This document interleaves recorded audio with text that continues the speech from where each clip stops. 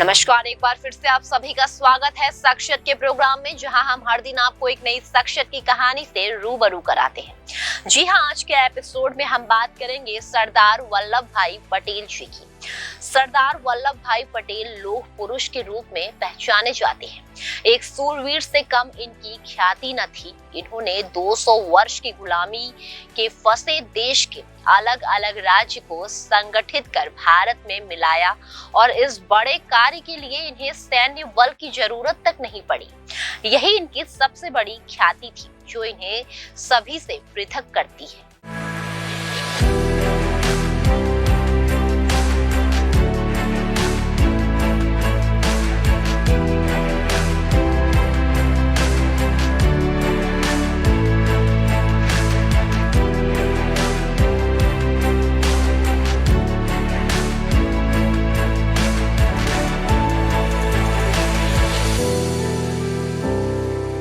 वल्लभ भाई पटेल एक कृषक परिवार से थे, जिसमें 4 बेटे थे।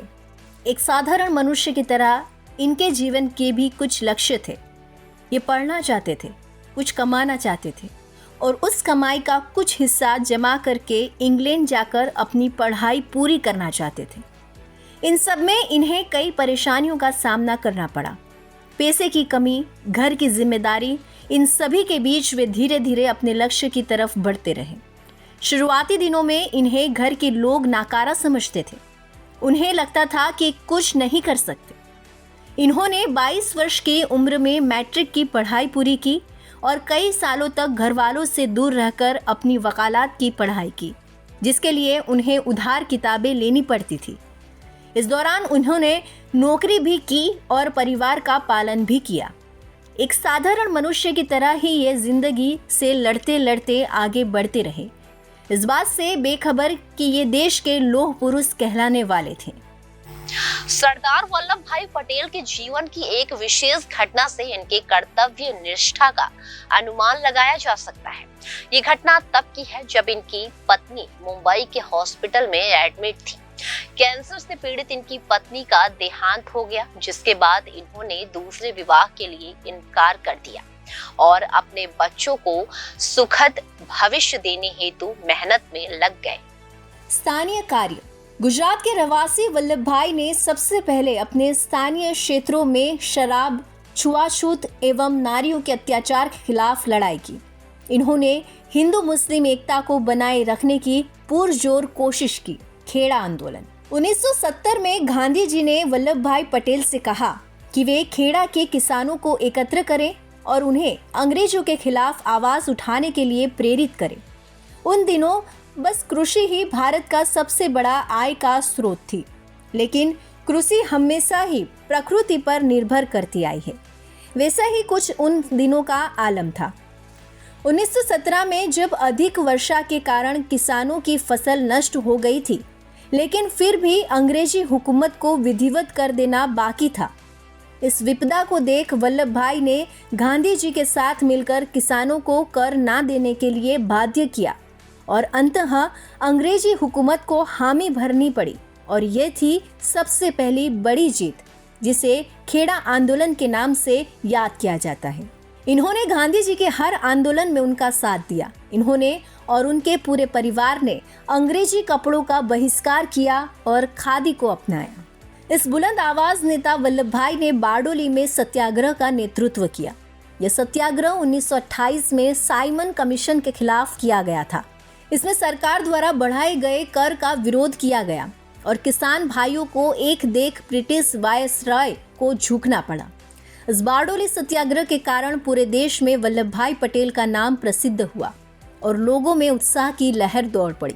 इस आंदोलन की सफलता के कारण वल्लभ भाई पटेल को बारडोली के लोग सरदार कहने लगे, जिसके बाद इन्हें सरदार पटेल के नाम से ख्याति मिलने लगी।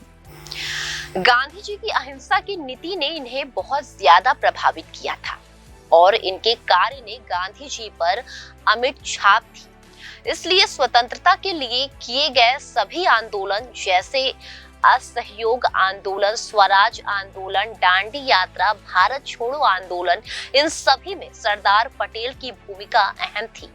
अंग्रेज की आंखों में खटकने वाले स्वतंत्रता सेनानी थे सरदार पटेल। इनकी लोकप्रियता बढ़ती ही जा रही थी। इन्होंने लगातार नगर के चुनाव जीते और 1922, 1924 और 1927 में अहमदाबाद के नगर निगम के अध्यक्ष के रूप में चुने गए।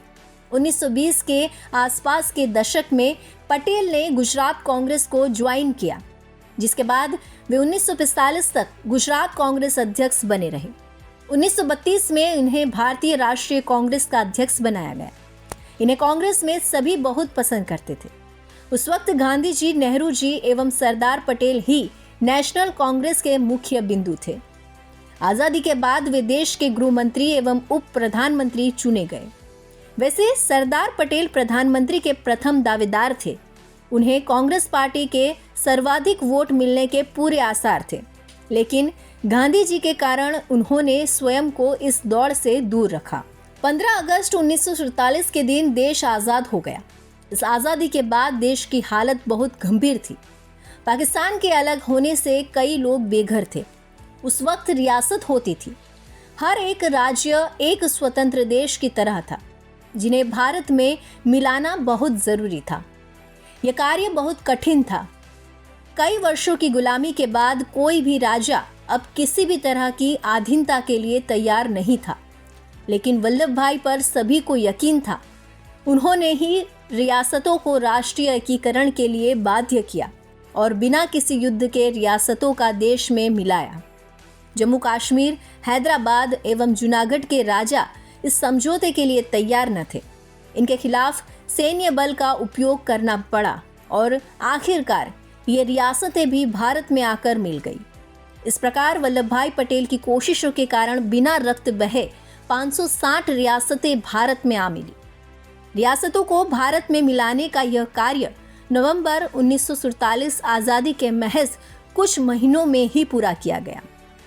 गांधी जी ने कहा कि यह कार्य केवल सरदार पटेल ही कर सकते थे। भारत के इतिहास से लेकर आज तक इन जैसा व्यक्ति पूरे विश्व में नहीं था, जिसने बिना हिंसा के देश एकीकरण का ऐसा उदाहरण प्रस्तुत किया हो। उन दिनों इनकी इस सफलता के चर्चे पूरे विश्व के समाचार पत्रों में थे। इनकी तुलना बड़े बड़े महान लोगों से की जाने लगी थी। 1917 में बोरसाद में एक स्पीच के जरिए इन्होंने लोगों को जागरूक किया और गांधी जी का स्वराज के लिए उनकी लड़ाई में सहमति पत्र पर हस्ताक्षर करने के लिए प्रेरित किया। खेड़ा आंदोलन में अहम भूमिका निभाई एवं अकाल और प्लेग से ग्रस्त लोगों की सेवा की। बारडोली सत्याग्रह में इन्होंने लोगों को कर ना देने के लिए प्रेरित किया और एक बड़ी जीत हासिल की, जहां से इन्हें सरदार की उपाधि मिली। असहयोग आंदोलन में गांधी जी का साथ दिया। पूरे देश में भ्रमण कर लोगों को एकत्रित किया और आंदोलन के लिए धनराशि एकत्र की। भारत छोड़ो आंदोलन में भाग लिया और जेल गए। आजादी के बाद देश के गृह मंत्री एवं उप प्रधानमंत्री बने। इस पद पर रहते हुए उन्होंने राज्यों को देश में मिलाने का कार्य किया, जिससे उन्हें के लौह पुरुष की छवि मिली। पटेल एवं नेहरू दोनों गांधी विचारधारा से प्रेरित थे, इसीलिए ही शायद एक कमान में थे, वरना तो इन दोनों की सोच में जमीन आसमान का अंतर था।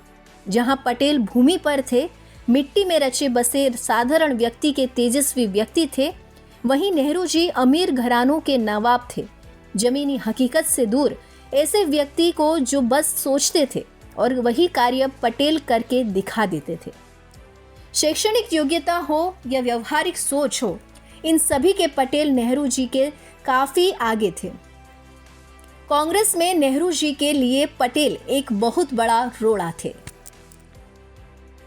1948 में हुई गांधी जी की मृत्यु के बाद पटेल को इस बात का गहरा आघात पहुंचा और उन्हें कुछ महीनों बाद हार्ट अटैक हुआ, जिससे वे उभर नहीं पाए और 15 दिसंबर 1950 को इस दुनिया से चले गए। 1991 में इन्हें भारत रत्न का सम्मान दिया गया। इनके नाम से कई शैक्षणिक संस्थाएं हैं। हवाई अड्डे को भी इनका नाम दिया गया। स्टैच्यू ऑफ यूनिटी के नाम से सरदार पटेल के 2013 में उनके जन्मदिन पर गुजरात में उनका स्मृति स्मारक बनाने की शुरुआत की गई। ये स्मारक भरूच गुजरात के पास नर्मदा जिले में है। सरदार वल्लभ भाई पटेल पर एक छोटी सी कविता है, वो कुछ इस तरह है। लोह पुरुष की ऐसी छवि ना देखी ना सोची कभी, आवाज में सिंह सी दहाड़ थी, हृदय में कोमलता की पुकार थी। एकता का स्वरूप इसने रचा, देश का मानचित्र पल भर में बदला। गरीबों का सरदार था वो, दुश्मनों के लिए लोहा था वो, आंधी की तरह बहता गया, ज्वालामुखी सा धधकता गया। बनकर गांधी का अहिंसा का शस्त्र, महकता गया विश्व में जैसे कोई ब्रह्मास्त्र। इतिहास के गलियारे खोजते हैं जिसे, ऐसे सरदार पटेल अब ना मिलते पूरे विश्व में। जिनके पास शस्त्र चलाने का हुनर है, लेकिन फिर भी वे उसे अपनी म्यान में रखते हैं। असल में वे अहिंसा के पुजारी हैं। कायर अगर अहिंसा की बात करे तो वह व्यर्थ है। जिस काम में मुसीबत होती है उसे ही करने का मजा है। जो मुसीबत से डरते हैं वे योद्धा नहीं, हम मुसीबत से नहीं डरते। फालतू मनुष्य सत्यानाश कर सकता है, इसीलिए सदैव कर्मठ रहे, क्योंकि कर्मठ ही ज्ञानेंद्रियों पर विजय प्राप्त कर सकता है।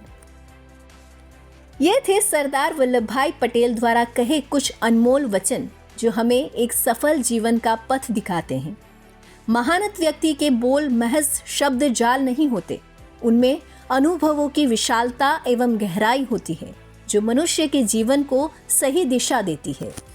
तो आज के एपिसोड में फिलहाल के लिए इतना ही। उम्मीद है आज का एपिसोड यानी कि सरदार वल्लभ भाई पटेल जी की कहानी, उनके संघर्ष, उनके निजी जीवन के बारे में आप सबको जानकर अच्छा लगा होगा। आज का एपिसोड आप सबको पसंद आया होगा। तब तक के लिए मुझे इजाजत दीजिए और देश और दुनिया के खबरों में बने रहने के लिए देखते रहिए जनादेश। नमस्कार।